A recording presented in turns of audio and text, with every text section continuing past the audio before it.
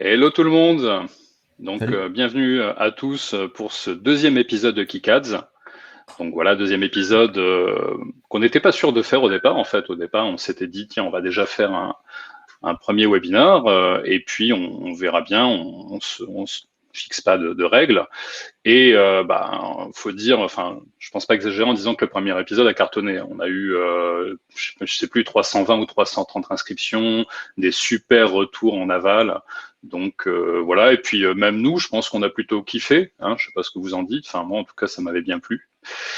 J'avais trouvé ça plutôt sympa. Et du coup, on s'est dit, allez hop, on va remettre le couvert. Et on a eu cette idée de proposer cette fois un audit en live de 2 comptes Facebook Ads, un plutôt orienté vente en ligne et un plutôt orienté génération de leads. Alors, avant de rentrer dans le vif du sujet, je voulais faire une petite dédicace. Je voulais saluer quelques personnes ce matin, donc je vais vous partager une partie de mon écran. Voilà. Alors, ce qu'il faut savoir, c'est que chez Ad Premier, en fait, dans notre bâtiment, il y a deux grands locaux. Il y a la partie purement Ad Premier, puis il y a une filiale d'Ad Premier qui s'appelle Linkforce. Et donc, j'en profite pour les saluer. Et ce qui est incroyable, c'est que ces gens-là, ils s'arrêtent jamais. Il y a quelques jours, à midi, je rentre dans leur bureau et je rentre dans les bureaux et ils venaient à peine d'arrêter de travailler que paf, ils s'étaient lancés dans une grosse séance de pilates. Et j'ai filmé ça, ils m'ont dit Julien, surtout tu ne fais pas un post LinkedIn là-dessus, ils avaient peur que je leur tape l'affiche. Voilà, j'ai pas fait de post LinkedIn, les copains, mais Mieux, mieux. voilà, je vous ai fait la petite présentation du cours de pilates pendant le webinaire. Hop, voilà, je suis sympa, hein. Tac. Alors, maintenant, je vois Cassandre, elle sourit, elle a les copains à côté qui doivent réagir. Ils vont apprécier. Euh, Alors, hop, allez, maintenant je présente le support, le vrai. Tac. Donc voilà, nouvel épisode de KickAds, spécial audit, conseil et recommandations en live. Et on va commencer par la présentation des intervenants. Frédéric, je te laisse te présenter. Salut Frédéric. Voilà, je crée mon agence en 2016, Innocom, et j'accompagne mes clients à développer leur business avec la pub Facebook, Instagram. Super, merci Fred. Excuse-moi, en fait, je croyais que tu n'avais pas fini. Ah, Joseph. Bonjour tout le monde, donc Joseph, moi je fais des Facebook Ads depuis 2015, je crois, 2015. J'ai un podcast qui s'appelle No Pay No Play, une newsletter si vous voulez vous abonner, où je fais un petit peu la veille des Facebook Ads. Et voilà, je fais du conseil, de la formation et un petit peu de gestion opérationnelle. Merci Joseph. Jérémy. Donc, bonjour à tous, Jérémy. J'ai actuellement je demande, j'ai rien du tout, mais je suis formateur et consultant en publicité Facebook. Et j'ai travaillé pendant 2 ans chez Facebook à Londres en tant que formateur Europe, Afrique, Moyen-Orient. Et je suis ravi d'être avec vous aujourd'hui. Super, merci. Laura. Bonjour à tous, salut. Alors moi, je fais des Facebook Ads à mon compte depuis quelques mois, mais je ne fais pas que ça. En fait, je fais vraiment du conseil en stratégie d'acquisition sur plein de canaux et pour des clients B2C, B2B. Pour l'instant, je ne suis pas spécialisée. Et voilà, je suis ravie d'être avec vous.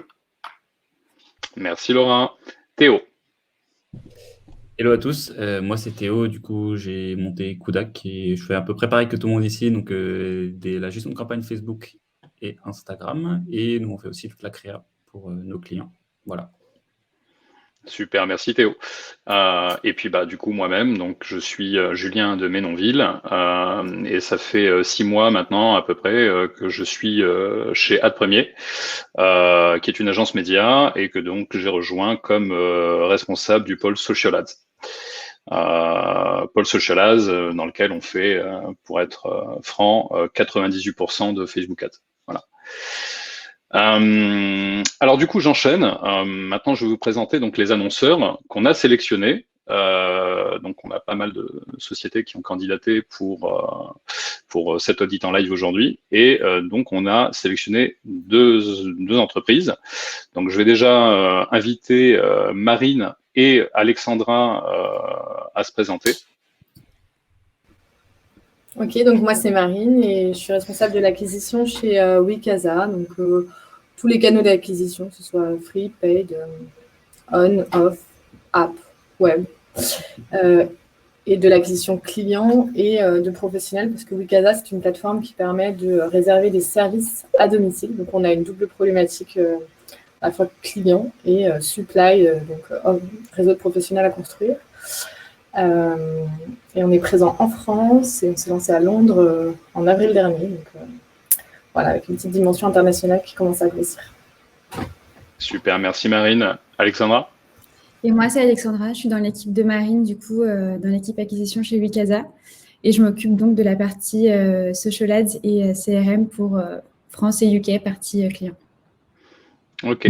Et donc, je pense que c'est une chose que je peux me permettre de dire. Donc, Marine et Alexandra, vous connaissez toutes les deux déjà Joseph.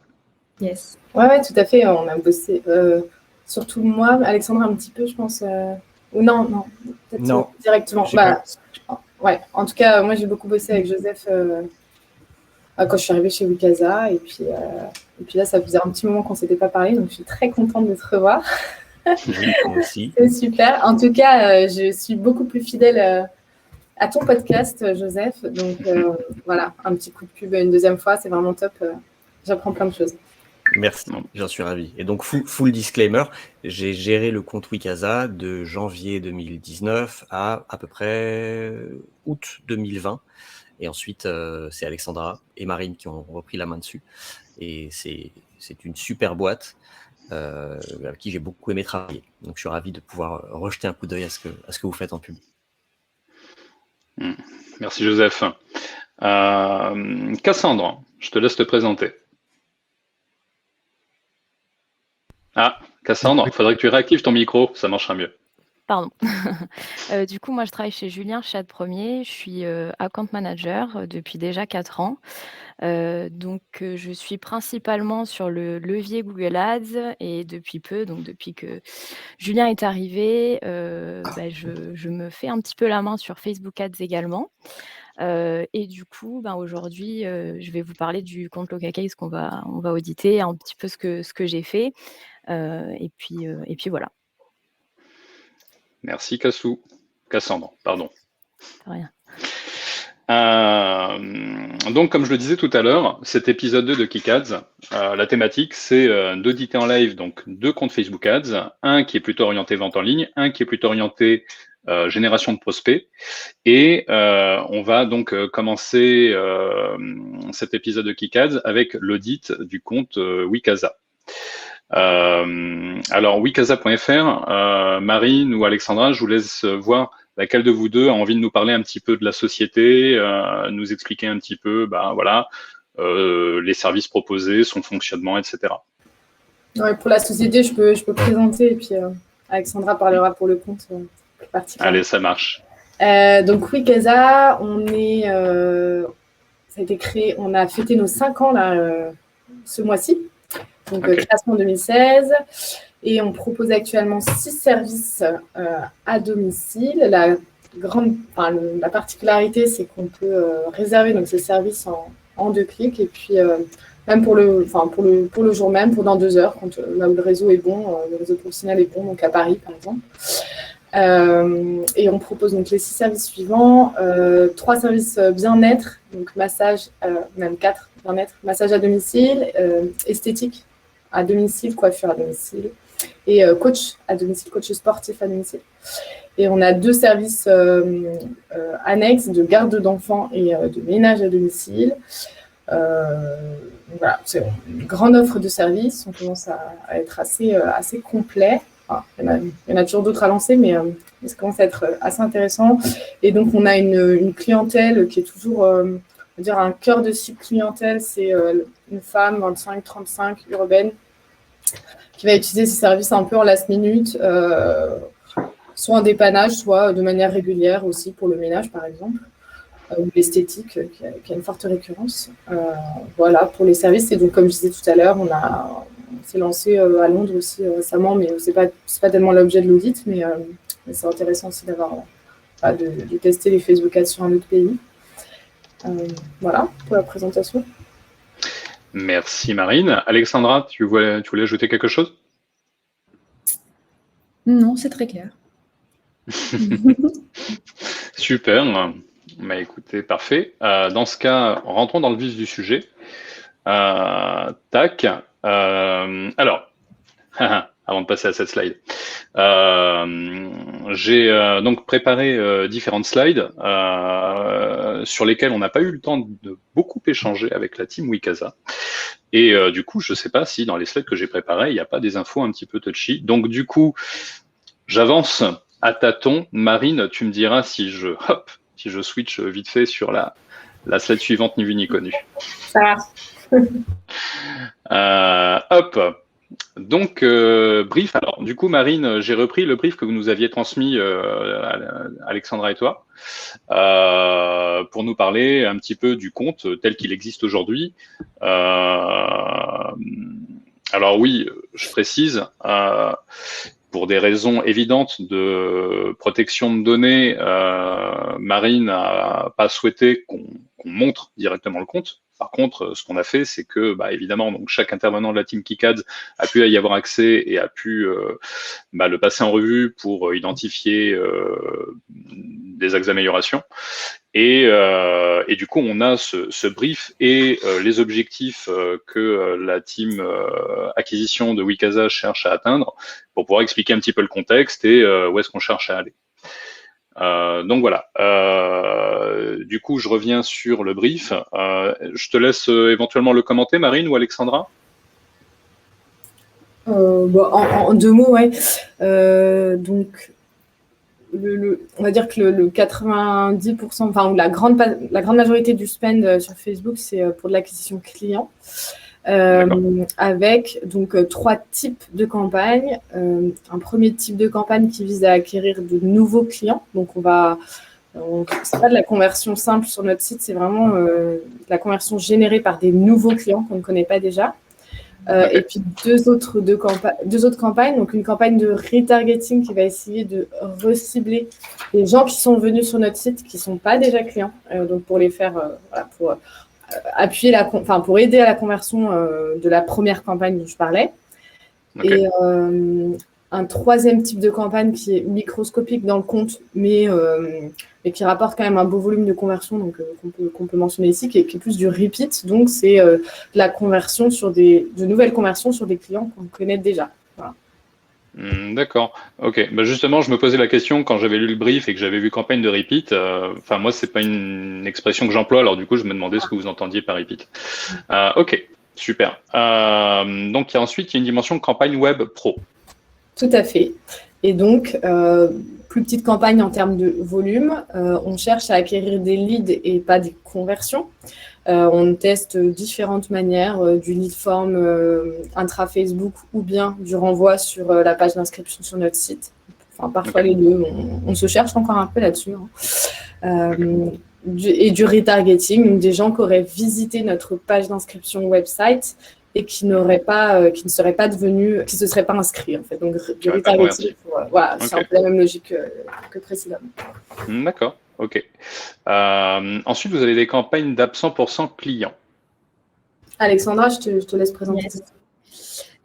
Oui, on a lancé des campagnes d'app il y a à peu près 1 an sur le compte Facebook, puisqu'on a une app client qui permet de pouvoir suivre les premières commandes, de pouvoir communiquer avec le professionnel qui a accepté le rendez-vous.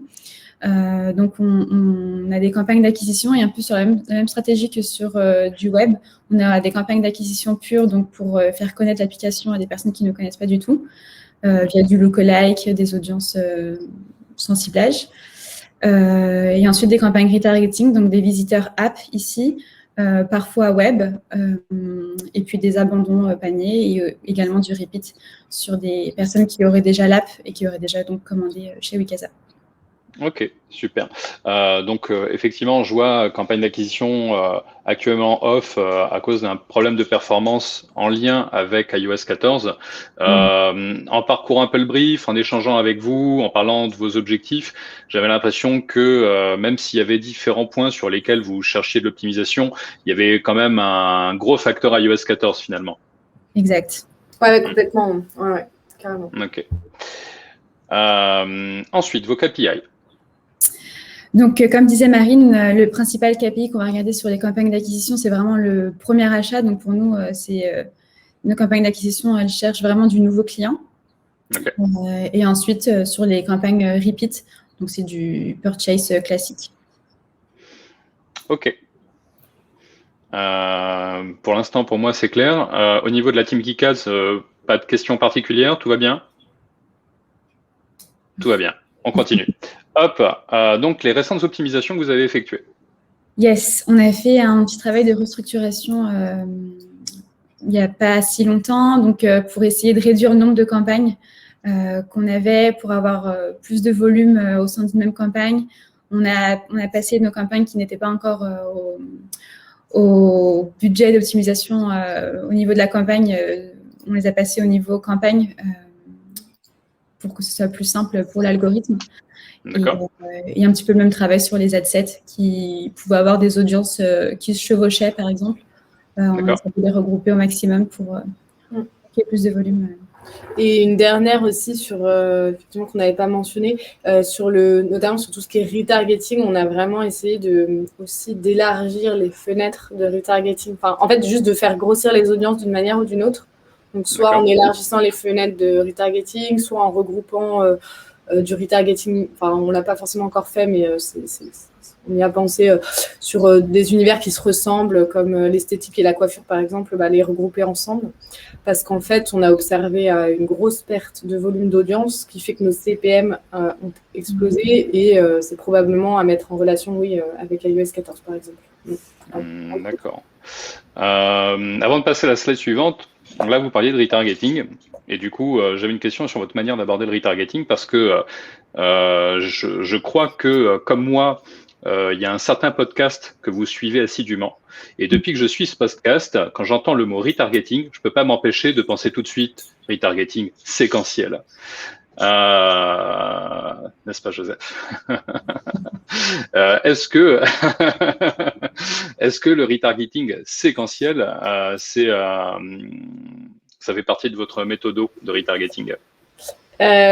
Si je reformule, si j'étais bonne élève, c'est du retargeting par fenêtre. Donc, par exemple, retargeter des personnes qui sont venues dans les 3 derniers jours, et puis celles qui sont venues dans les 30 derniers jours, et puis les 90 derniers jours, voilà, pour ceux qui nous écoutent. Mais effectivement, c'est ce qu'on faisait et qui marchait très, très bien. Donc, avec notamment, nous, on est quand même sur des conversions assez court terme. Il y a un très petit délai entre la visite et la conversion, normalement. Notamment parce qu'on est sur un peu du last minute, et aussi parce qu'on est sur des paniers moyens assez faibles, donc on n'a pas du tout les mêmes problématiques que du B2B, par exemple. Donc, ça fonctionnait. On a arrêté de le faire. Désolée, Joseph. Parce que par manque, justement, de volume, en fait, on a perdu tellement de volume que dans les audiences de retargeting, que ça ne diffusait quasiment plus, voire plus, enfin très très peu. Donc on a regroupé les 2 séquences qu'on avait. Nous, on n'avait que 2 séquences, 3 jours et 30 jours. Également, il y a un élément que vous n'avez pas partagé dans le brief, c'est nous, on assimile un peu à iOS 14 à un autre événement qu'on a fait passer sur notre site, c'est la mise en place. On n'était pas très très RGPD compliant jusque-là, et en avril, on est devenu, ce qui fait que on a donc ce bot, cookie bot de consentement qui est en place aussi. Ouais. En fait, il y a eu un peu un effet qui se coule. Les 2 le même mois, c'était sympa. Et donc voilà, donc c'est aussi pour ça qu'on a perdu du volume à peu près. C'est pas de la data hyper confidentielle. Enfin, de toute façon, les benches, on perd entre 25 et 40% de notre trafic, quoi, grosso modo. Enfin, on perd la visibilité sur 25 à 40% de notre trafic. C'est énorme. Okay. Quand tu as dit sur ce point, Pardon. Sur ce point du retargeting séquentiel, c'est vrai que c'est une technique que moi j'affectionne beaucoup, dont j'ai parlé souvent, et qui marche beaucoup moins bien malheureusement depuis iOS 14 parce que les petites fenêtres de retargeting sont moins, où il y a moins de gens dedans tout simplement, et donc et Facebook le recommande, et je pense que toute la team KickAds partage cet avis aussi, c'est de faire grossir les fenêtres de retargeting. Donc j'ai vu que vous étiez passé surtout sur du 0,28 jours, et vous avez bien fait. Par contre, je m'étais juste dit, pourquoi ne pas aller un peu au-delà de 28 jours? C'est-à-dire faire aussi des fenêtres à 30, 60 jours. Alors, je sais pas, peut-être vous y avez pensé, peut-être vous l'avez testé, mais j'ai l'impression que sur le dernier mois, c'est pas le cas. Non, c'est pas le cas. On prend note. Parce qu'il peut y avoir des gens qui viennent et voilà, ils sont curieux, mais ils n'ont pas le besoin tout de suite. Et donc, ils convertiront pas dans les 28 jours où tu les retargetes. Mais par contre, peut-être 1 mois, 2 mois après, ça vaut le coup, pendant une petite fenêtre de, je sais pas, 2 semaines, de les retargeter. Carrément d'accord. Ouais. Super, merci Joseph. Là, j'avais mis cette slide-là ici. Je pense que j'aurais dû la mettre plus haut. Du coup, je sais pas, quelque chose à redire là-dessus, Marine? Ouais, on est un peu plus jeune que ça. Hein. La cible, c'est un peu plus 25, bon, on va dire 25-49 si on tire, mais le cœur de cible, c'est 25-35. Donc, c'est quand même une cible assez jeune. Hein. Ok. Voilà, c'est juste ça. Ok. Bah non, mais c'est important, c'est bien de le préciser. Ok. Du coup, ensuite, vos challenges. Alors oui, ça c'était la slide un petit peu touchy dont on a parlé tout à l'heure. Je fais quoi? Hop. Je la montre ou je la zappe? Non, alors le challenge, je vais le présenter comme ça à l'oral si tu veux, Julien. Donc le challenge, c'est en fait, bon, on sait que depuis notamment iOS 14, Facebook remonte de moins en moins de conversions. Là où c'est pas très très clair, même si on a essayé de creuser le point, c'est à quel point il arrive à modéliser les conversions absentes. Donc est-ce qu'elles figurent ou pas dans l'outil? Dans tous les cas, nous, ce qu'on a observé, c'est quand même globalement une forte hausse des coûts d'acquisition. Et donc, l'objectif ici, c'est de les faire baisser. Donc, pour donner un ordre de grandeur, on n'a pas forcément fait de modifications majeures, mais les coûts d'acquisition ont dû prendre 30 à 40%, on va dire. Donc, il y a quand même un gros levier d'amélioration. Il y a eu, alors, s'il y a un changement majeur, ce n'est pas tellement dans les ciblages, mais plus dans les annonces. C'est vrai qu'on a eu un site qui a été tout rebrandé à peu près courant avril, encore une fois. Et les annonces, notamment, ont fait partie du rebranding de Wikaza. Donc, on est assez différent de ce qu'on pouvait faire avant. Mais sinon, ouais, globalement, c'est gagner en rentabilité. Je sais bien que tout annonceur a envie de ça, mais nous, on a réussi à le faire par le passé. Et là, on n'y arrive plus. Donc, on aimerait retrouver les niveaux d'avant. Quand tu dis que le site il a été rebrandé, tu veux dire qu'il a été refondu tout ou partie? Ouais, complètement. Du coup, si c'est tombé au mois d'avril, difficile de savoir ce qui est attribuable à la part iOS 14 ou à un changement d'expérience utilisateur peut-être, ou je sais pas. Peut-être Alexandra, tu serais plus précise que moi là-dessus, parce que j'ai un petit doute sur la date. Ça s'est fait progressivement. Depuis le début de l'année. C'était d'abord du wording et ensuite il y a eu effectivement du changement au niveau des funnels de réservation. Donc, c'est compliqué d'attribuer. Mais c'est censé le rebranding avoir amélioré les perfs. Oui, un rebranding testé quand même. Hein, oui. D'accord. Mais sur les annonces, il y a quand même eu en fait, j'étais pas là, hein, donc désolée, j'étais en congé mat, donc l'historique, je l'ai pas complètement. En juin, toutes les annonces ont été... En fait, il y a eu une tentative de chargement de 100% de nouvelles annonces. Donc, je sais qu'en juin, toutes les annonces étaient rebrandées, on va dire. Donc, c'était plutôt un peu après. D'accord. Et en annonce, ça a été beaucoup moins testé que notre site. Enfin, notre site performe très bien, continue de très bien performer. En revanche, sur les annonces, c'est pas forcément le cas. Ok, d'accord. Du coup, je vais passer aux slides suivantes. Du coup, il y a 2-3 slides un petit peu touchy. Je vais faire hop, hop, hop, hop, hop. Voilà, ni vu ni connu. Du coup, on va rentrer un petit peu plus dans le côté audit. Donc là, je m'adresse à la team KickAds.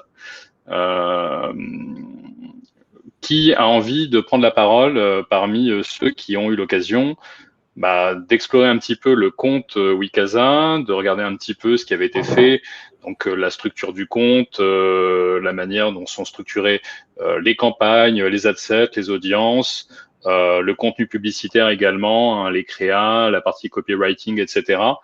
Je sais pas, Laura, peut-être? Ouais, alors moi, je me suis concentrée surtout sur les campagnes d'acquisition clients voilà, pour le B2C. Et c'est vrai que je trouve qu'il y a des choses qui sont quand même hyper éclatées, hyper granulaires. Alors pour le cleaning, wellness, la séparation, donc sur les différentes typologies de services que vous avez, ça a du sens. Enfin, quand vous avez des audiences, en tout cas, qui sont spécialisées, quand vous avez une audience spéciale pour le cleaning et une audience spéciale pour le wellness, OK.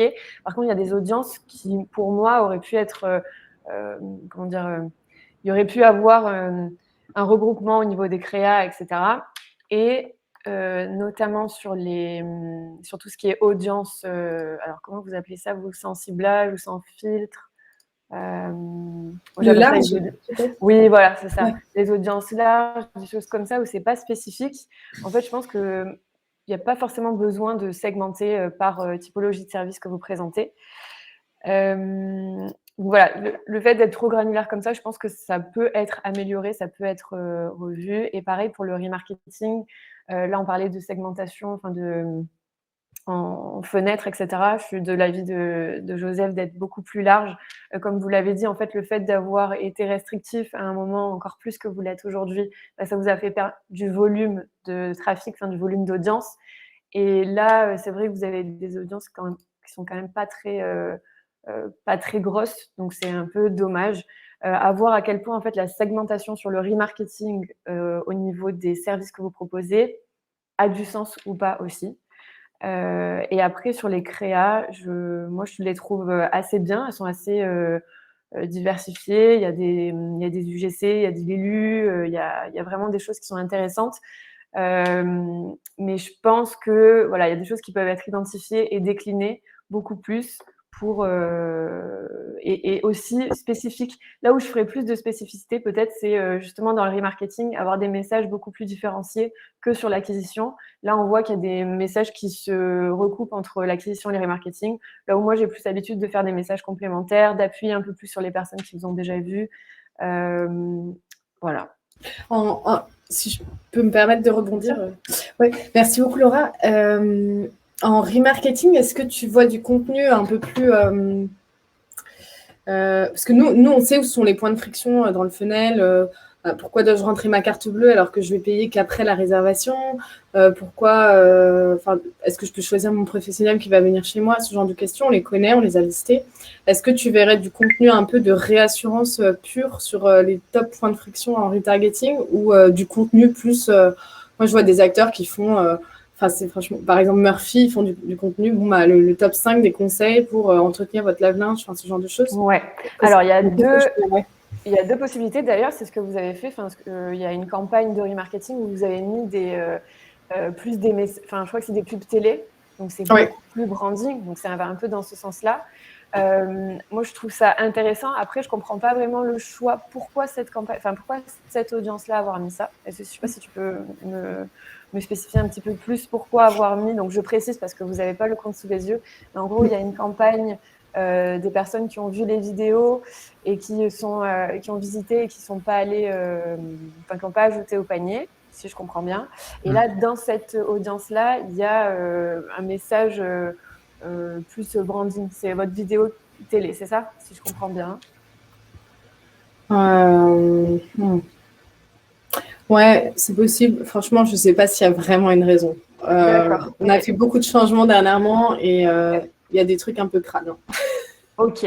En fait, c'est justement ce que tu disais. Je trouve que c'est hyper important de se dire pourquoi on fait ça. Et effectivement, si tu as identifié des frictions au niveau du funnel, des étapes qui ont du mal à être passées, etc., c'est là où il faut appuyer. Si tu le remarques en première intention, c'est-à-dire sur des visiteurs, tu vois, qui sont venus une seule fois, si tu vois que ces gens-là, ils ne sont pas passés à l'action parce qu'il fallait mettre sa carte bleue, parce que je ne sais pas quelle autre friction il y a, mais c'est clair qu'il faut plus appuyer sur ça. Et donc, se détacher un peu des créas que tu as mis en acquisition pour appuyer encore plus, en fait, et pousser à l'action. Ok. Peut-être passer la parole aux autres. Je peux juste On rebondir. t'entend pas bien. Si je peux rebondir sur le point du spot télé par rapport à la campagne retargeting. Si je ne me trompe pas, c'était surtout pour rappeler justement ce que les personnes avaient pu voir à la télé quand ils se sont rendus sur le site, pour qu'il y ait une sorte de rappel. Parce qu'on a eu une campagne cet été, donc c'est encore récent, c'est pour ça. Ouais, effectivement. Ok. Du coup, j'ai envie de dire, Joseph. Alors, moi, je suis un peu jugé parti, donc c'est délicat. Enfin, ancienne partie, mais non, je trouve que c'est vrai que le compte, il est dense, il y a beaucoup de campagnes. J'ai vu là sur les 30 derniers jours, il y avait 27 ou 28 campagnes actives, donc c'est beaucoup. C'est bien que vous essayez un peu de les consolider. Je suis assez d'accord avec Laura, je trouve que sur les créas, vous êtes bon parce que c'est assez varié, le copywriting est plutôt sympa, il y a souvent des questions, il y a souvent un peu d'humour, plein de petits emojis, vous alternez entre il y a des images, il y a de la vidéo, il y a plein de trucs. Ah, j'ai l'impression qu'on a perdu Marine. Oui. Donc, je suis étonné en fait de voir des CTR aussi faibles en acquisition, qui sont autour de 0,08, 0,18 sur les 30 derniers jours, je parle, parce que je trouve que vos créas sont bonnes et votre ciblage, c'est des trucs classiques, c'est des lookalikes, c'est du ciblage large. Donc, je suis étonné qu'avec ce genre de créa, les CTR soient aussi faibles. Il y a peut-être un truc moi, s'il y a un truc que je conseillerais, puisque vous dites que sur le retargeting, vous êtes en difficulté, que vous avez fait grossir les poches d'audience en élargissant les fenêtres, mais il y a un truc que vous ne faites pas, c'est du retargeting sur des data Facebook. Vous ne faites pas du retargeting des personnes qui ont visionné les vidéos. Et moi, c'est un truc qui marche assez bien sur les comptes que je gère depuis iOS 14, c'est que toute la perte qu'on a sur le pixel, on peut un peu la compenser en poussant des vidéos en acquisition, sur de l'audience froide, et en retargetant que ces gens-là. Peu importe qu'ils soient allés sur le site, qu'ils aient ajouté au panier ou pas, mais c'est des gens où pour le coup on a zéro perte. Donc vous avez des vidéos plutôt sympas, assez variées, en fil, en stories. Donc peut-être vous pourriez faire un peu plus de push vidéo dans les campagnes de conversion pour derrière retargeter tous ces gens-là. Où là, vraiment, il y a plein de gens qui potentiellement voient déjà vos vidéos d'acquisition, mais s'ils ne vont pas sur le site, s'ils ajoutent pas au panier, vous ne les retargetez pas, et je trouve ça vraiment dommage. Et dans ce cadre-là, peut-être que vous pourriez tester en campagne froide, on va dire, pas que des objectifs conversion, mais de l'objectif vue de vidéo, où là, vous pourriez faire gonfler justement ces poches d'audience de gens qui regardent vos vidéos pour derrière aller les retargeter. Je ne dis pas que ça marcherait forcément, mais en tout cas, c'est un truc qui mériterait d'être ajouté à la strat. Et une micro-question là-dessus. Dans ces cas-là, pour de la vue de vidéo, tu recommandes une durée de combien de temps de la vidéo? En général, les vidéos qui marchent bien, mais je n'aime pas dire ça parce qu'il n'y a pas vraiment de règles. D'ailleurs, petite placement de produit, mais mon podcast de la semaine prochaine parle de ça, c'est genre des conseils pour réussir les pubs vidéo. Souvent, ce que Facebook recommande, c'est entre 15 et 30 secondes, mais ils disent eux-mêmes, en fait, il y a une courbe de ROI qui fait comme ça. Donc, sur les vidéos courtes, le ROI il est assez élevé, et plus les vidéos sont longues, plus le ROI baisse. Donc, ça ne veut pas dire qu'elles ne marchent pas, les vidéos longues, c'est juste que souvent, une vidéo de 30 secondes coûte plus cher à produire qu'une vidéo de 6 secondes. Donc, à moins qu'elle génère beaucoup plus de conversions, elle aura un ROI moindre. Ça ne veut pas dire qu'il ne faut pas le faire. Moi, je pense que vous avez des moyens créa, donc autant en tester plusieurs. Mais si je devais dire un truc, une réponse, et pas dire ça dépend, je dirais entre 15 et 30 secondes. D'accord, oui, donc c'est et là, tu retargetes les gens qui ont regardé 25%.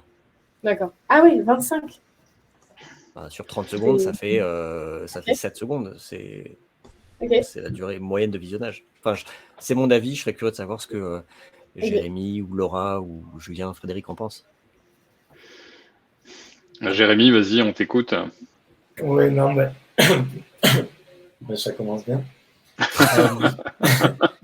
Tiens, attends, Jérémy, excuse-moi, juste une micro-parenthèse. Je ne sais pas si on l'avait dit ou si on a le droit de le dire, mais j'ai une question de Ludovic qui demande le niveau de spend mensuel. Ouais, on peut pas trop dire, mais c'est bon, Une fourchette? entre 20 000 et 200 000, on va dire. D'accord, mais ça c'est un... J'allais dire entre 1000 et 1 million, mais Du coup, Jérémy, excuse-moi, je t'ai coupé dans ta lancée, mais vas-y, je ne t'interromps plus. Non, mais pas de souci. C'est vrai que moi, je rejoins Laura et Joseph concernant la partie créa. Les créas sont vraiment cool, intéressantes. Il y a toujours des choses qu'on peut améliorer, mais tout simplement plus tester. En fait, on ne sait jamais une bonne créa, il y a des bonnes pratiques. Des fois, on les met en place, ça marche mieux. Des fois, on les met en place, ça ne marche pas forcément mieux. Mais peut-être aller tester et changer un peu plus régulièrement les créas. Vous avez la chance d'avoir une belle image de marque, d'être en pleine expansion. Aller tester, aller challenger à la fois sur les formats, mais aussi sur les propositions de valeur que vous mettez en avant, sur les différents scroll stoppers, sur les différentes durées, comme disait Joseph. Mais sinon, sur les créas vraiment, vraiment cool. Et comme Joseph disait, assez surpris par des CTR relativement faibles. Après, ça fonctionne aussi, mais le but, c'est d'aller chercher, de voir, comment faire pour améliorer mes taux de clic. L'avantage, c'est que vous avez des bons taux de conversion, des faibles taux de clic, donc qu'est-ce qui est le plus intéressant? Moi, je préfère avoir des beaux taux de conversion aussi. Mais sur la partie créa, voilà, je dirais, continuez à tester, faites-vous confiance et challengez-vous un petit peu. Une bonne créa qui fonctionne, c'est bien, mais en avoir 20 qui fonctionnent, c'est encore mieux. Ouais. Parce que comme on disait, la créa, au final, c'est ce que les gens voient à la fin. Et on est tous différents, on est tous humains, et on a chacun des moyens de friction, des motivations, des objections qui vont être complètement différentes à certains moments de la journée, à certaines saisonnalités, ce genre de choses. Donc vraiment, pas hésiter à aller challenger les scroll stoppers, challenger les différentes propositions de valeur visuelles, les images que vous utilisez, les créas, les UGC, des formats plus ou moins longs, des formats plus ou moins adaptés aux différentes stories, avec des messages plus ou moins différents. Mais pour les créas, vraiment, vraiment top. Moi, s'il y a un tout petit truc que je peux dire, et c'est une question que je me pose encore une fois, parce qu'il n'y a pas de règle en disant c'est bien ou c'est pas bien. Mais les questions que je me pose, c'est par exemple, dans la partie acquisition, on peut avoir parfois au niveau des ciblages des mélanges que moi, personnellement, je n'aurais pas fait, surtout quand on utilise des stratégies un petit peu en CBO ou ce genre de choses. Mais c'est de mélanger, par exemple, les interactions Facebook, Instagram sur du 90 jours avec du ultra broad hommes et femmes, avec du lookalike aussi, où on y ajoute des villes. Un petit peu plein de choses. Pour moi, en fait, ce que je ferais, c'est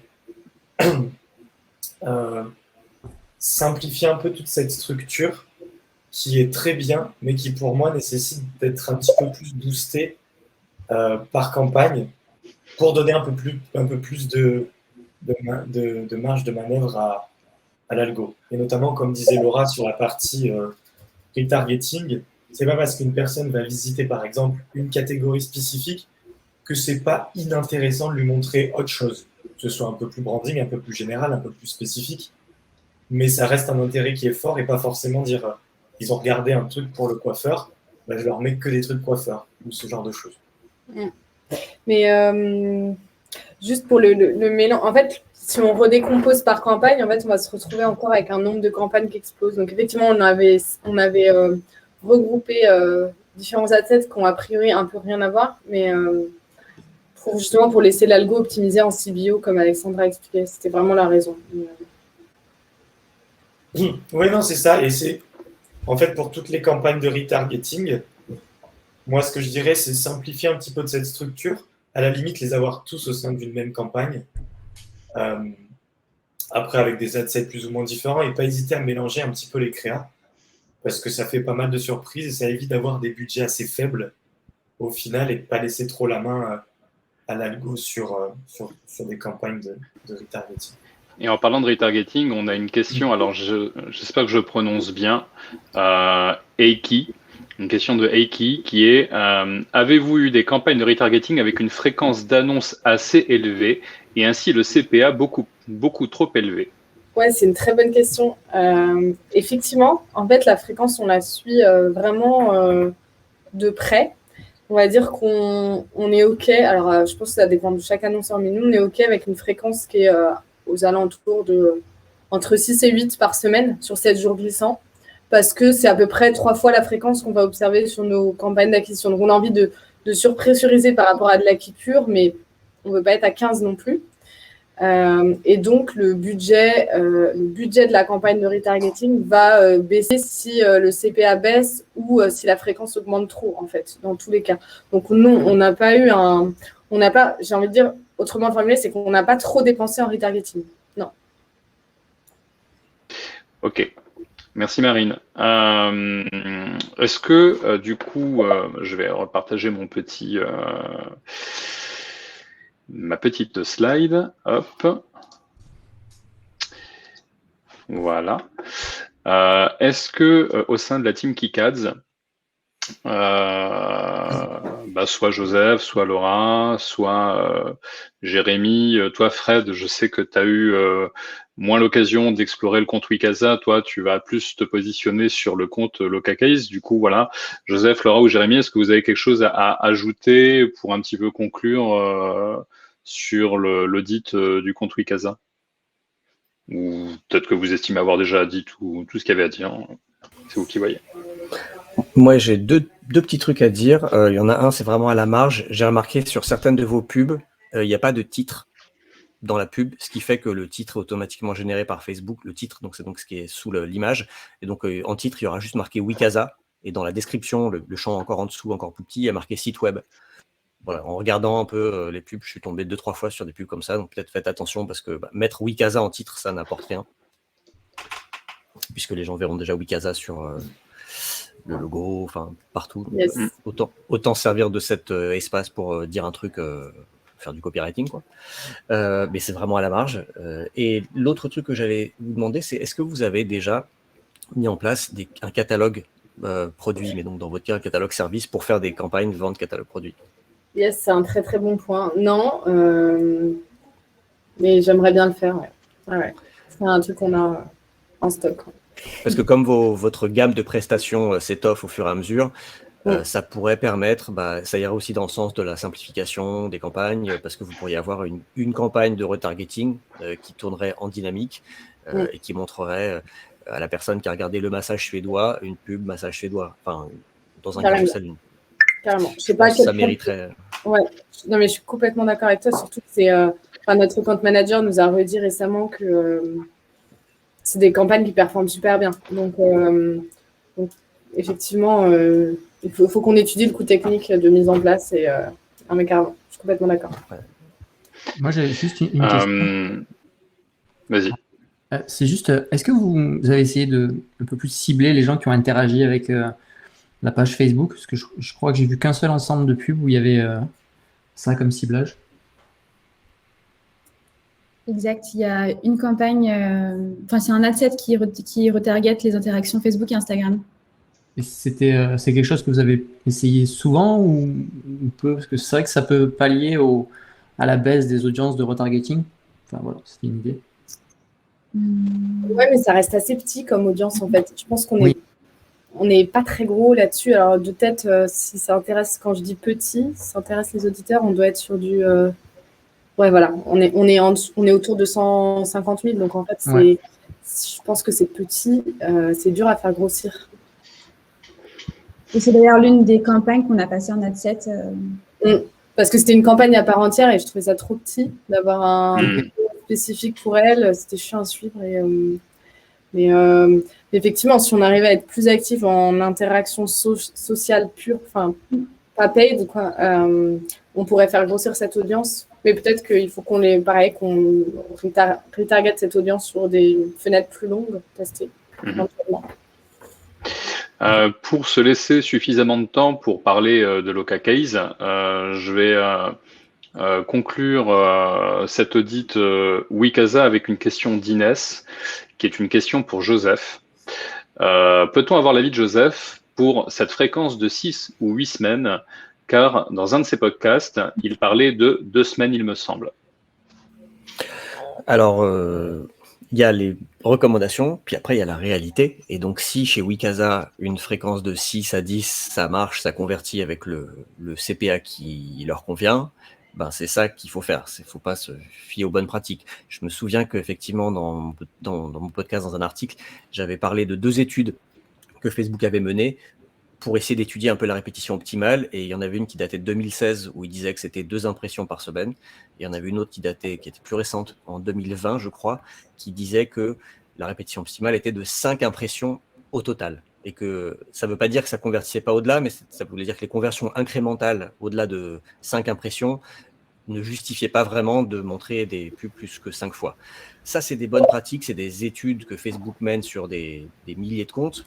Mais après, il faut vraiment, mais comme tout dans les Facebook Ads, ça dépend tellement d'un compte à un autre. Donc, on peut partir avec ces bonnes pratiques en tête, quand on ne sait pas trop sur quel pied danser, on va dire.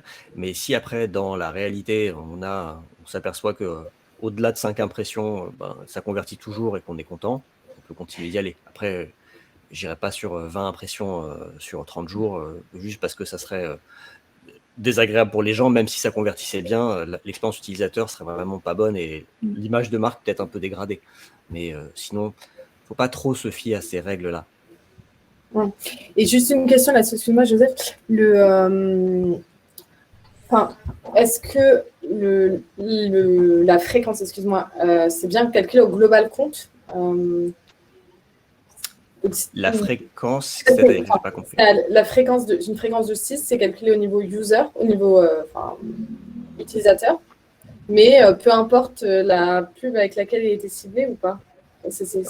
En fait, ça dépend où tu regardes la répétition. Quand tu regardes au niveau d'une campagne, si par exemple, là, je vois sur une campagne d'acquisition, je vois une répétition de 5 sur les 30 derniers jours, c'est que en moyenne, cette campagne, elle a touché les gens.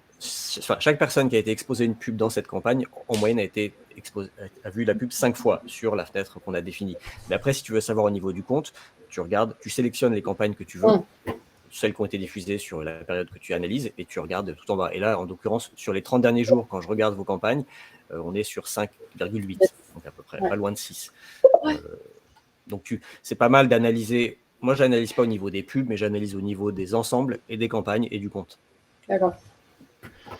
Merci Joseph. Je vous propose d'enchaîner sur le Case, comme ça on se garde suffisamment de temps pour présenter la société et pour que Frédéric nous fasse un petit peu son feedback après avoir analysé le compte. Cassandre, je te laisse nous parler un petit peu de Case, nous expliquer un petit peu ce qu'est l'entreprise. Oui, bien sûr. Alors du coup, Case, c'est en fait, c'est une entreprise qui fait du garde-meubles, donc du self-stockage. Ils ont environ 40 agences en France. La différence d'un garde-meuble classique, c'est que c'est en libre service. Donc voilà, si quelqu'un veut accéder à son garde-meuble, il peut y aller quand il veut. Il cible les particuliers et les professionnels. Donc au niveau de Facebook Ads, on l'a lancé en décembre, donc fin décembre 2020. Donc j'ai créé le compte en fait, de A à Z, rien n'existait. À noter que ça fait déjà 3 ans que moi je m'occupe des campagnes Google Ads, donc il a fallu ouvrir ce nouveau levier et essayer de tester des choses, hein, et donc au niveau de la structuration des campagnes, vu qu'il y a plusieurs, agences en France, c'est segmenté par ville. Donc c'est-à-dire que j'ai fait une structuration, avec une campagne d'acquisition, une campagne de remarketing et j'ai segmenté en fait au niveau des leviers, donc comme vous avez dû le voir, sur Instagram et sur Facebook. Donc une campagne acquisition qui est sur Instagram, une campagne d'acquisition qui est sur Facebook. Pour quelle raison j'ai fait ça à l'époque? Parce que je pensais qu'en fait, l'algorithme Facebook, boostait beaucoup moins, la visibilité sur Instagram, et la boostait beaucoup plus sur Facebook. Donc voilà, pour vous expliquer un petit peu, comment ça a été fait. Au niveau du budget, on est environ à un petit peu plus de 5 000 € par mois. donc qui varie en fonction des villes, parce qu'il y a des villes qui ont plus de budget que d'autres. Donc c'est parfois difficile à piloter parce que, ben, effectivement, moi, j'ai beaucoup de campagnes parce que j'ai beaucoup de villes. Donc au niveau des KPI, on a des CPA qui sont, en fonction des villes aussi, hein, elles peuvent varier entre 30 et 80 € parfois. Heu et voilà en gros, voilà ce que je fais actuellement. Au niveau des choses lancées, récemment, j'ai testé le lookalike sur certaines villes.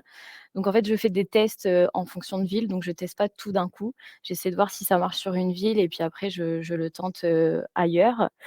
Hem, pour vous en dire un petit peu plus sur la campagne d'acquisition, on est sur du centre d'intérêt. Donc au niveau de la cible, c'est des personnes qui, déménagent, donc ça peut être, voilà, déménagement de ville en ville ou même des étudiants qui partent faire leurs études et les parents ont besoin de, voilà, de garde-meubles pour stocker leurs affaires. Les mutations, donc ça, c'est plus le particulier et après le professionnel, c'est souvent, de l'archivage, de dossiers, de documents, de choses comme ça. Donc voilà, au niveau des centres d'intérêt, j'ai ciblé, voilà, des personnes qui sont en déménagement, qui cherchent un garde-meuble. Voilà et sur le remarketing, bah, ça reste assez simple. C'est du visiteur, donc tous les visiteurs, segmentés entre 60 et 90 jours, en n'incluant pas bien sûr ceux qui ont déjà fait des demandes. Et le but de ces campagnes, effectivement, c'est d'avoir en fait des demandes de devis, derrière et après, moi, à chaque fin de mois, je fais le point au niveau des transformations, que ça a donné sur le levier. Voilà, je pense que je vous ai tout dit. Cassandre, dis-moi si je me trompe, mais il me semble que le client nous a donné son accord pour partager à l'écran le compte, c'est Oui, ça? oui, Donc, bah, je vais faire un partage d'écran. Donc oui. là, je suis dans les campagnes. Hop, voilà. Du coup, au niveau de la team KickAds, j'avais cru comprendre que c'est toi, Fred, qui a eu l'occasion de plus analyser ce compte-là. Du coup, je te laisse un peu la parole si tu as voilà, des commentaires à faire. Ouais, moi, ce que j'ai vu, et je voulais savoir justement si c'était une contrainte technique imposée par le client ou pas, c'est, j'ai remarqué qu'il y avait des grosses répétitions, quoi. Il y a certaines campagnes où on voit 32 répétitions, 26, voilà. Est-ce que ça, c'est une contrainte, en tout cas une exigence du client, ou est-ce que tu as la main là-dessus, toi? J'ai la main là-dessus, quand tu oui. Ouais, parce que moi, ce que je voyais, ça aurait été en fait de regrouper en fait toutes les audiences de remarketing dans une campagne. Ouais, d'accord, OK. Et après, il y aurait eu deux options. Soit dans l'ensemble de publicité, tu rajoutais en plus les villes, Oui. soit tu ne mettais pas les villes. Ça pourrait permettre d'avoir un plus gros volume et que Facebook, peut-être oriente plus vers les prospects, les personnes les plus susceptibles de convertir, quoi. D'accord, donc ce que tu conseilles, ce serait une seule campagne de remarketing, Ouais, à l'intérieur toutes les villes, sur lesquelles ouais, ils ont des agences ouais, et du coup mettre ma seule audience, à l'intérieur. c'est ça. D'accord, Moi, d'accord. j'aurais vu ça comme ça, quitte à faire peut-être, alors, on va demander au client, mais qu'il fasse une page où en gros on arrive sur un formulaire qui met en gros vous êtes sur Ouais, quelle ville, on vous géolocalise, et là ouais, boum, ils arrivent ouais, sur d'accord. l'agence. Mais voilà. Oui, en fait, j'ai remarketé de cette manière pour, les publicités, c'est-à-dire qu'à l'intérieur, au niveau de l'URL, j'amène, sur la page, du garde-meuble. Donc, admettons, sur Lyon, la publicité, l'URL que j'ai mis, bah, en fait, c'est le garde-meuble de Lyon. Donc en Ouais, fait, c'est plus au niveau, page d'atterrissage, cette contrainte-là. ouais, enfin, ça pourrait peut-être être, ou alors envoyer sur la page d'accueil, parce Ouais. qu'ils ont mis en place un formulaire de géolocalisation. Mmh. Hum, Ça pourrait peut-être permettre voilà, d'avoir un plus gros volume, et ça éviterait d'avoir autant de répétitions, quoi. Ouais, ouais, OK, je vois, je vois. Est-ce Donc, que... vas-y Fred, excuse-moi, je croyais que tu avais fini. ouais, non, ça c'était sur le marketing. Et sur l'acquisition, Bah, en fait, tu as gardé la même méthode, hein, je crois. Tu renvoies par ville et tu envoies C'est ça. directement sur la page du garde-meuble de la ville. Mhm. Sauf que là, c'est d'audience froide. Ce serait peut-être intéressant de les rediriger sur la page d'accueil qui met en avant les éléments de différenciation de Local Case, quoi. D'accord. Bah, après, c'est plus au niveau de la géolocalisation. Ouais. Voilà, on est de Toulouse. On cherche un garde-meuble à Toulouse. On est ciblé par les publicités Local Case et du coup, au moins, on tombe directement sur cette fameuse page pour transformer, en fait. C'est plus au Mhm. niveau de la transformation Ouais. qui me paraît Ouais. plus facile. Oui, ça simplifie le process et en même temps, après, sur la page d'accueil qui est bien faite, il y a quand même des éléments de différenciation de ce qu'ils offrent, quoi. Ou alors Ouais. peut-être intégrer ces éléments-là, qui sont de l'argumentaire, en fait, Mhm. sur la page de, par exemple, Toulouse ou la page de Lyon, etc., quoi. Pour les gens qui ne connaissent pas. D'accord. Ça, c'était des choses qui me sont venues. Ok. Ok. Merci, Et Fred. j'allais dire sur le retargeting, même chose que pour Wikasa, vous pourriez pas faire un catalogue produit avec chaque ville. Comme ça, tu n'aurais qu'une seule campagne de retargeting qui tournerait. Si les Mhm. gens ont consulté l'offre à Toulouse, eh ben, ils seront retargetés par une pub qui pourra parler que de Toulouse, par exemple. Ouais, complètement. Oui, c'est quelque chose auquel j'ai pas du tout pensé. Mais ce serait une bonne idée aussi, ouais. Bah, justement, oui, j'allais demander, hormis Fred, au niveau Team Kigads, si par rapport à ce que vous avez entendu et en ayant le compte sous les yeux, si vous aviez des commentaires de votre côté à faire. Donc là, en plus de ce que Joseph vient de dire, enfin, je sais pas si Joseph, tu vois autre chose à dire éventuellement, ou toi, Laura. Moi, j'avais juste un truc à ajouter, pardon, et après je passe la parole à Laura. C'est T'inquiète. sur l'acquisition. Je vois que tu Oui. utilises en fait qu'une seule cible, qui est le centre d'intérêt Oui. autour du déménagement et du Ouais. garde-meuble. Est-ce que tu as testé des lookalikes? Parce qu'il y a quand même du trafic sur le site. Alors justement, c'est assez récent là, le lookalike, je l'ai lancé le début du mois. Donc Ok. justement, là, je suis en train de le lancer. Et en plus de l'acquisition, j'ai tenté du broad large, qui n'avait pas forcément fonctionné. Mais peut-être l'inconvénient, c'est que je l'ai lancé que sur une seule ville, qui était Nancy à l'époque. Donc oui, le lookalike, je suis en train de le tester, donc effectivement avec une liste de clients qu'ils ont. Donc je ne sais pas si pour l'instant ça fonctionne ou non. Ok. Voilà. Après, voilà, ma problématique actuelle, c'est que on n'évolue pas tellement, on stagne depuis que je l'ai lancé au niveau du nombre de prospects et au niveau du CPA. Et c'est surtout, voilà, on parlait tout à l'heure avec Wikasa de beaucoup de campagnes. Et c'est vrai que si vous avez une solution pour épurer toutes ces campagnes, déjà pour moi, piloter au mieux, ce serait bien. Mais aussi, il y a un côté stratégie graphique. À noter que le client n'a pas forcément en interne les ressources nécessaires pour pouvoir faire des choses très développées. Donc, Ouais. donc on va dire qu'actuellement, j'ai 3 types de publicité. C'est du statique avec généralement une promotion, parce que parfois il y a des promotions sur certaines villes. Des vidéos très géolocalisées où on met en avant le garde-meuble à Toulouse, par exemple. Et une publicité carrousel qui montre un peu l'intérieur du garde-meuble. Donc moi, je suis ouverte à vos suggestions sur ce point-là, si vous avez eu le temps un peu de les regarder aussi. Apparemment pas. Non, moi j'avais. Pas grave. Non, je prends la main. J'avais noté un petit peu cette structure qui est hyper granulaire, qui est hyper intéressante si tu as 104 budgets mensuels. Ouais. Tu peux te permettre de faire ça. Mais c'est vrai que pour moi, j'ai travaillé avec un client, d'ailleurs je travaille toujours, a été viré, qui gère, si tu veux, plus de 450 points de vente, entre guillemets, partout en France. Et même avec des gros budgets, on n'a pas fait le choix de l'ultra, mini, micro, targeting, etc. Moi, ma recommandation, encore une fois, c'est un test, hein, je ne garantis pas et je ne te donne pas ma maison si jamais j'ai tort.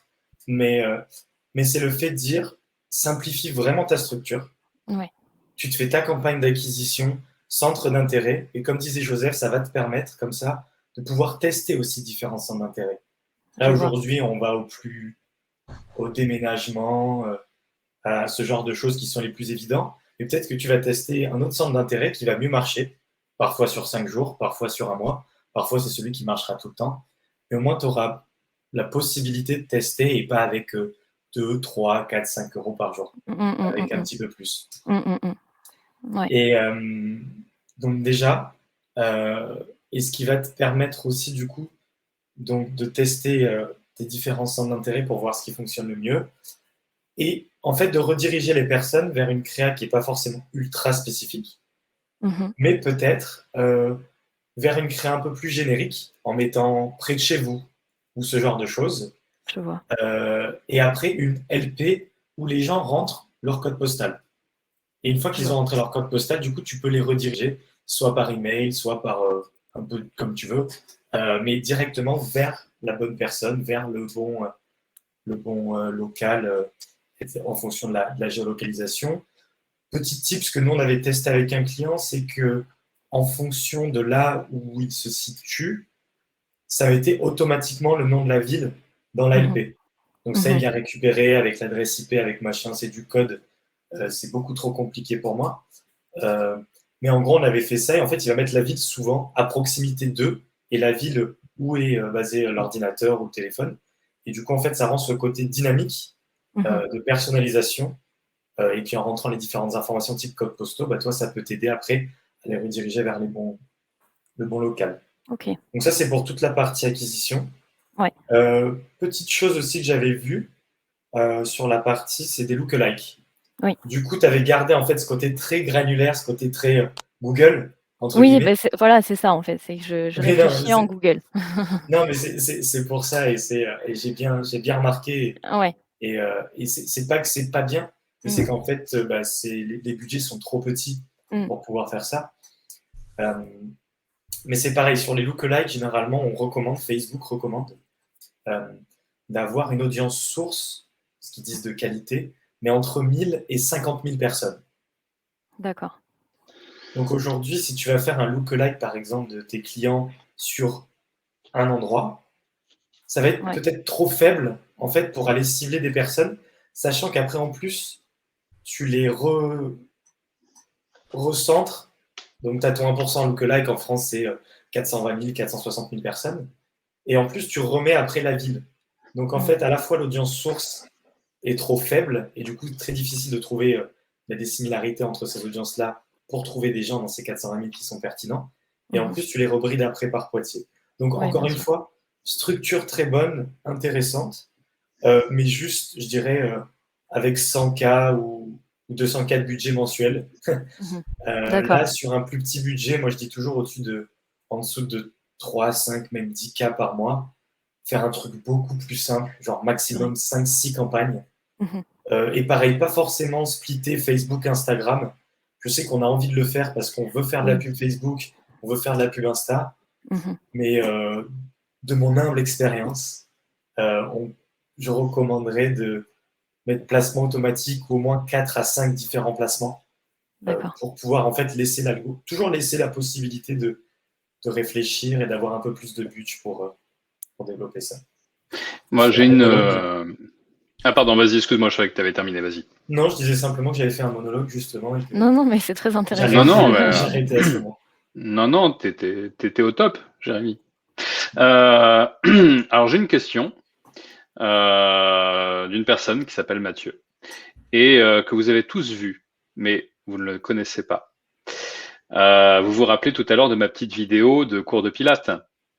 Donc, il y avait plusieurs personnes et au fond, il y avait un jeune homme. Et ce jeune homme s'appelle Mathieu. Et il a une question pour vous. Joseph a mentionné la création d'un catalogue pour recibler les personnes avec l'agence correspondante à leur position géographique.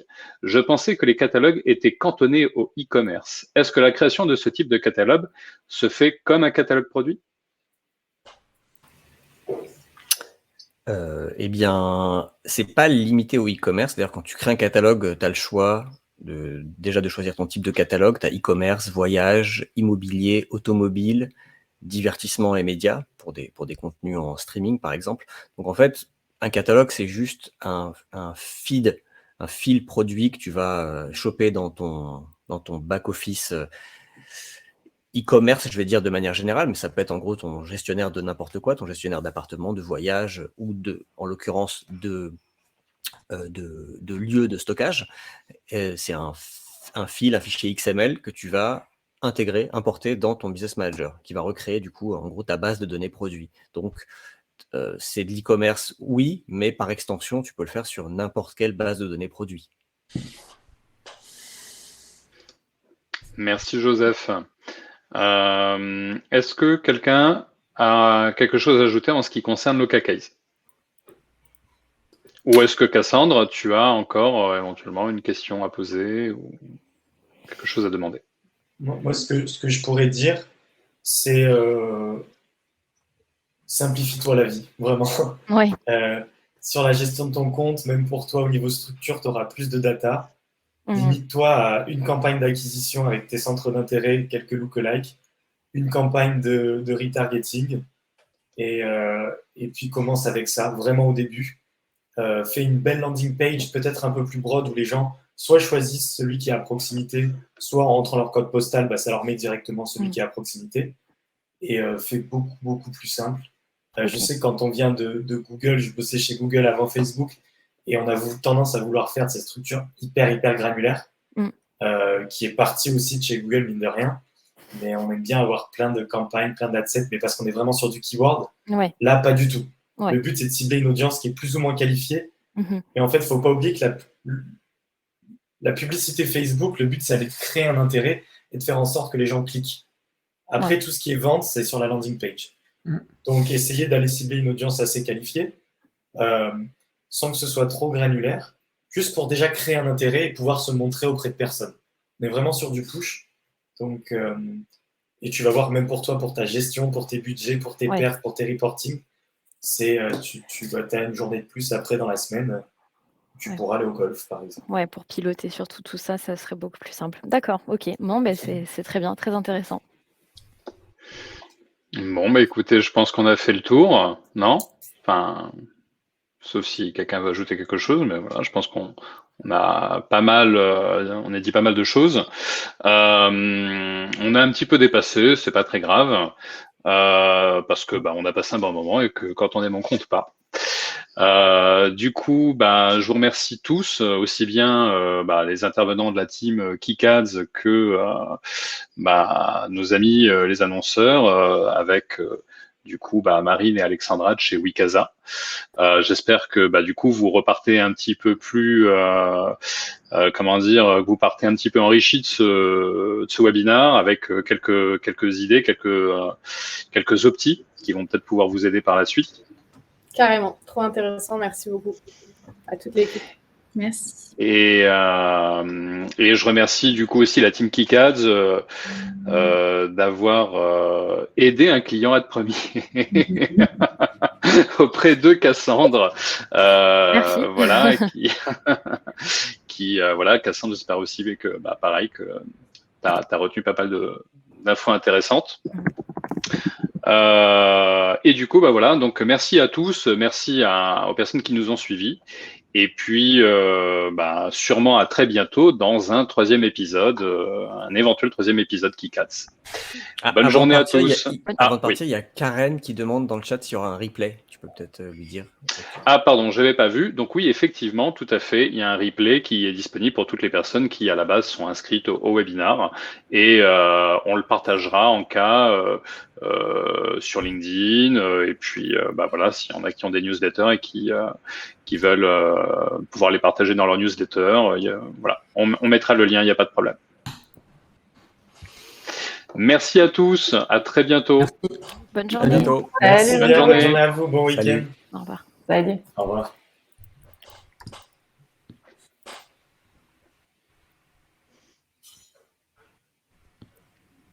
C'était bien. Ouais, c'était plutôt cool. Pour un truc freestyle préparé au dernier moment. On est en ligne, C'est ça. Bon, hein, on est en ligne. En fait, non, on n'est pas hors ligne. Il y a encore 16 personnes qui nous regardent. Très bien. Mais c'est pas très grave parce que ici. On n'a pas dit de gros mots. Voilà. On n'a pas dit de gros mots. Voilà, exactement.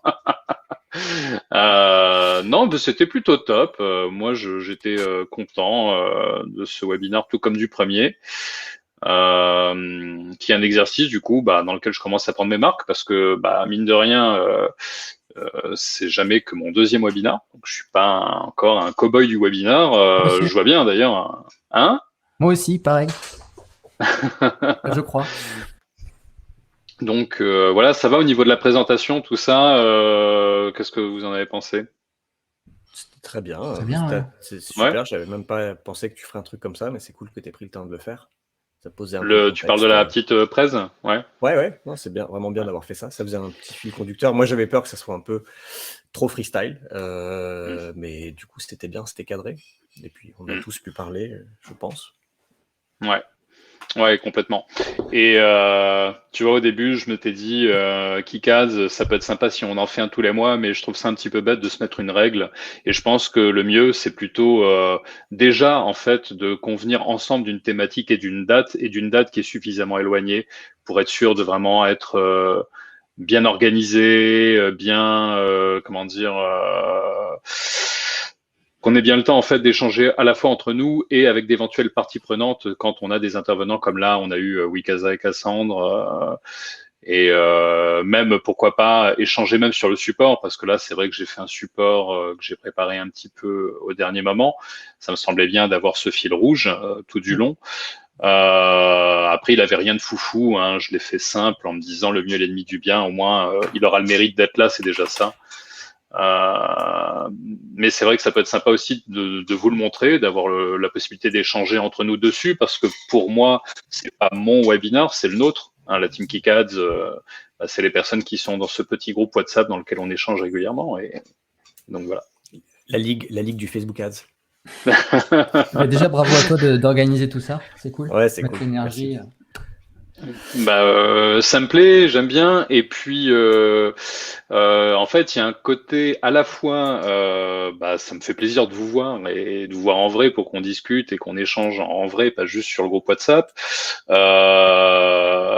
Même si on parle finalement chiffon entre guillemets, on n'est pas là pour parler de nos vacances, mais ça fait quand même plaisir de se voir et de prendre une heure finalement pour pouvoir débattre sur un sujet et pas juste s'envoyer des petits messages sur WhatsApp avec X intervalles.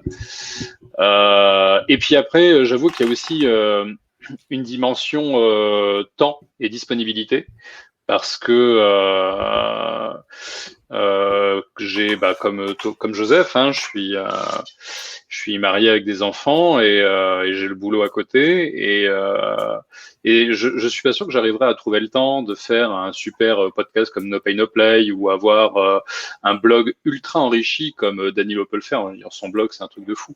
Et finalement, quelque part, moi, ce webinar, c'est presque plus facile pour moi à organiser et à mettre en place que d'avoir un autre outil de communication comme ceux que j'ai mentionnés juste avant.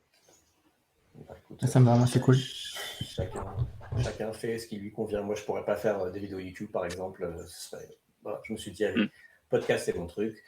Et j'aime bien les webinaires. Et je trouve ça cool que tu l'organises et je suis ravi d'y participer. Et c'est juste dommage que j'ai pas... En fait, les deux fois, c'est tombé la date définitive du webinaire. Elle tombe entre deux podcasts, entre deux newsletters. Et donc, c'est trop tard pour que j'en parle dans... J'ai déjà enregistré le podcast où je pourrais l'annoncer. Et c'est pas assez proche de l'autre. Donc, j'ai jamais pu en parler pour l'annoncer et ramener du monde de mon podcast et de ma newsletter. Donc, si possible, pour un prochain, si on pouvait avoir... Il faudrait 3 semaines d'avance sur la date pour que moi, je puisse communiquer dessus en amont. Parce que j'en parle sur LinkedIn, mais c'est pas là où j'ai la plus grosse audience. Ouais. Bah écoute, très bonne idée. Donc en fait justement, moi il y a 2 choses que je voulais vous proposer et que je gambergeais un petit peu là. C'était commencer d'ores et déjà à parler du prochain épisode et de la thématique et du coup commencer d'ores et déjà à voir la date en la voyant ni trop loin ni trop proche, mais en nous laissant le temps, comme tu viens de le dire, de pouvoir en faire bien la promotion chacun de notre côté avec nos cadeaux d'acquisition et de communication sur lesquels on est le plus à l'aise. Et il y avait une autre chose en fait, vous allez me dire ce que vous en pensez. J'avais pensé à une newsletter mensuelle Kikads dans lequel on relayerait l'actu phare de chacun. Par exemple, toi, Joseph, tu as ta newsletter Néomédia. Dans cette newsletter, tu abordes différents sujets, différents thèmes. J'imagine que dans ces différents sujets, différents thèmes, il y en a quand même un qui est un petit peu le thème phare de la newsletter. Et je sais que Théo avec Kudak et Danilo, ils ont pareil leur newsletter avec voilà, à chaque fois une grosse thématique. Donc je me suis dit, bah, ça pourrait être sympa de faire peut-être une newsletter KiCads mensuelle dans laquelle on regrouperait Le best du mois de chacun. c'est ça, exactement. Ouais, bonne idée. Après, il faut la faire. Ouais, c'est ça. Bon, bah, on parlera de tout ça sur le groupe WhatsApp. Encore merci pour tout. Et puis bah, à très vite. Bah oui, bon Ça week-end. marche. À bientôt. Passe un bon Salut week-end. Fred, salut Julien. Salut, ciao. Ciao.